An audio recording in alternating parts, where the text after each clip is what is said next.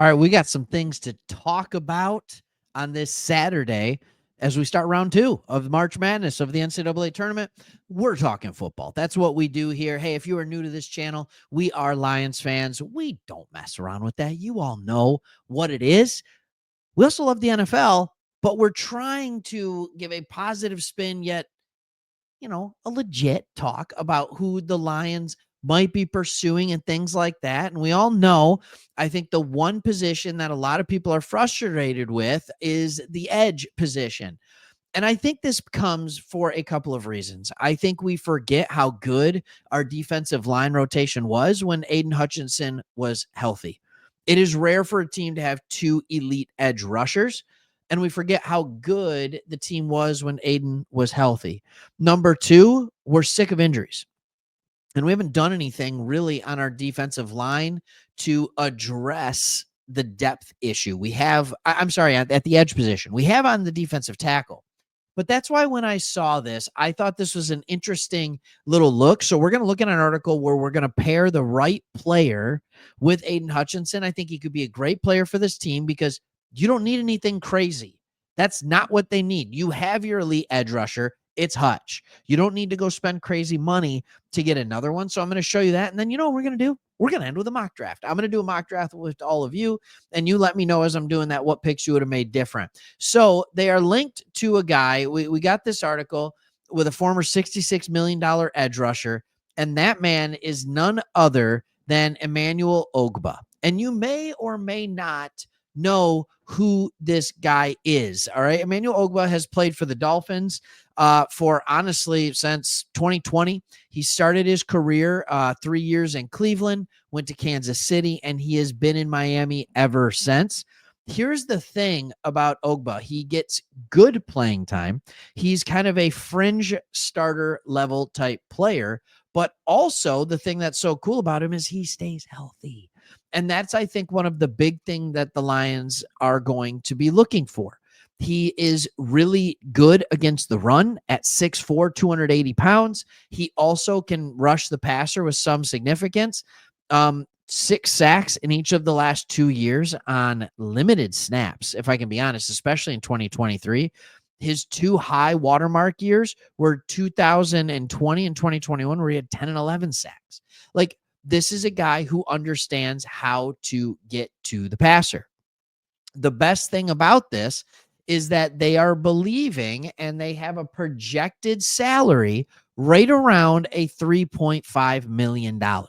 This is a contract that we could very easily hand out to someone with our current cap situation.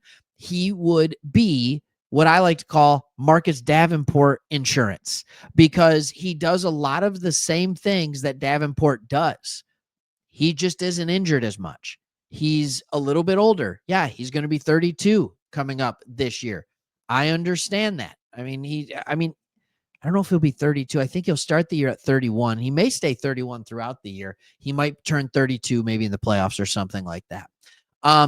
November, I think it is. So anyways, with all that being said, is this the type of player that you want to see us go after? Because it's the type of player that I want to see us go after. I'm no longer in the range of like, hey, let's go sign somebody for big money.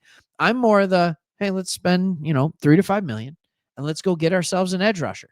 Like, there's a lot of good ones out here. You have Marcus Davenport right here. He just hasn't played. All right, that's us. Carl Lawson is still out there. Like, that's not terrible. Brandon Graham retired. All right, you guys, like, got Amenahu out here. He's a little bit younger, so he's expected to make more. I would have loved Uche, Dennis Gardeck. Like, there's guys, Matthew Judon, if you want to go even older.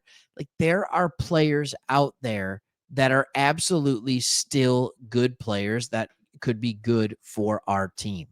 But that's not the only place where we can have it. It just simply isn't.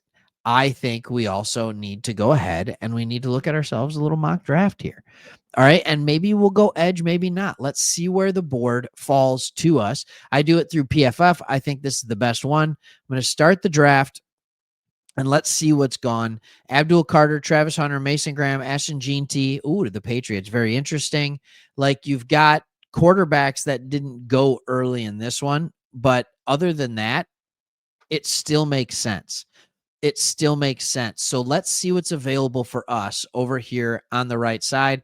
I would have loved Gray Zabel. That would have been, or Tyler Booker. They both went just ahead. That's kind of a bummer for us. But here are some of the things that we still have available. You could go tackle if you want your eventual placement for Taylor Decker and Kelvin Banks. That wouldn't be terrible at all. You could go edge. You could go defensive interior. As I was doing mock drafts earlier, a lot of times when I got to the defensive tackle position, or when I got to the 28th pick here, I was going defensive tackle. I was going Derek Harmon, or I was going Darius Alexander. And I like Darius Alexander even more just because, quite frankly, he was a wrecking crew. All right. It was interesting. So I look at him and I'm like, all right, let's go ahead and let's take a look at this guy. And he is a good player, but that doesn't mean he's the right player for us in this point. I do have some very unique thoughts at this position, but because I know everybody's going to want to have that edge type defender, right? And that edge rusher, a 6'4", 285. He brings a good combination of things. Nick Skirton is going to be the pick because I know if I don't, everybody will yell at me and they're saying, what's the point of this? All right. I will go in a completely different way when we get into other positions that I think will make some people interested. Jack Sawyer went right before us on this one. If you're looking over here on the left, so that kind of changed. I was even thinking about going back-to-back edge. You got the Ohio State edges that could have been good there. I'm going to take a look at a position that most people might not expect.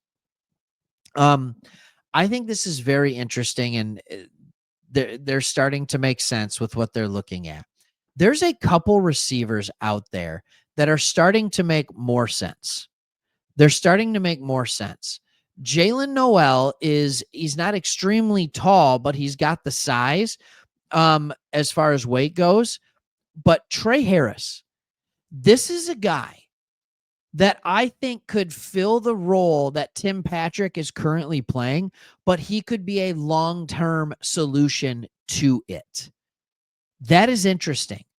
I've also had thoughts here of Isaiah Bond. I don't know if he drops into the third round, but I've also had thoughts there. I think this is a position that we really do need to think about looking at. But before I do that, I want to make sure there's not another player. We've completely reset our corners, so that's fine. I don't see anybody else here that I'm sitting here being like, no, I need that guy.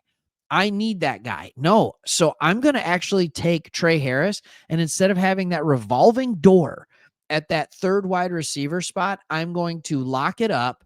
And who knows, if we don't re-sign Jameson Williams, maybe that's something that makes a little bit more sense. So here we are at 102. Here we are at 102. And I am really starting to ask myself a very interesting question.